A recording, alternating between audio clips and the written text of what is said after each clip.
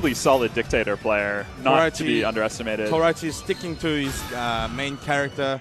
Let's see how maybe he can give us some surprises. Maybe he has some thing against Dictator. Let's see how he does it. Yeah. But if I see him eating more than 3 heavy kicks in one round, then I don't want to be biased, but I'm going to be really sad. Yeah. Okay. I agree with the Ultra 2 choice here. Dudley, right, with difficulty getting in, has to maximize damage when he does. That's what that Ultra allows him to do. Good tech.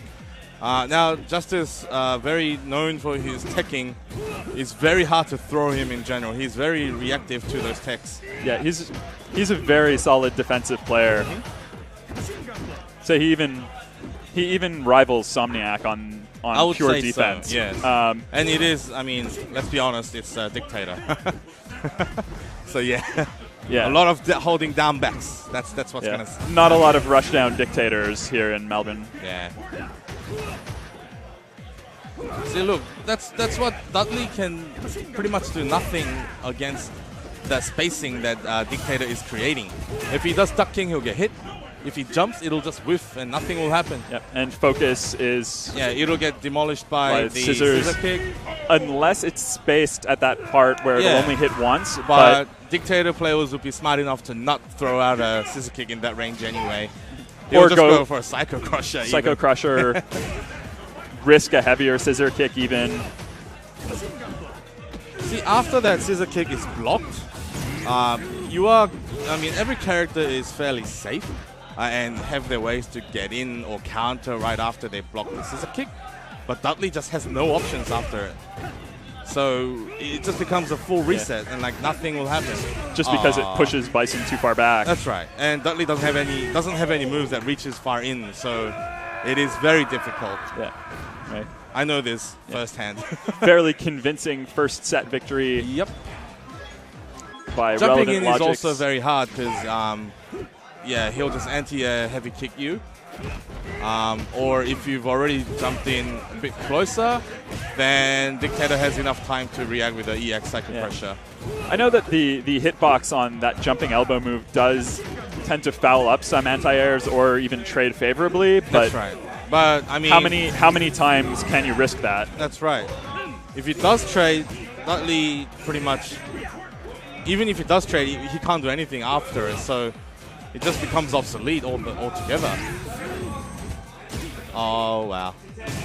Oh, see that? Yeah. Sometimes, so there's that hitbox coming into play. So, but like you'll never aim for it. So it's one of those things that happens.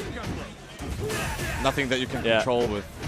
Very difficult to throw out those random machine gun blows when you're in danger of that 3-frame crouch short into scissors. Surprising he didn't go for the combo. If he went to the old... Oh, okay. Okay. That was unexpected. It's 50-50. It's either a mash or he predicted it. Let's say he predicted it, just to be nice. Yeah. It was a little too fast to be a reaction. Ooh, that cross-up Psycho.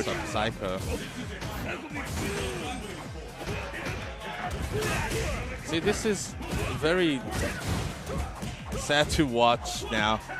Dudley really struggling against this matchup. Oh my god. It's the stun.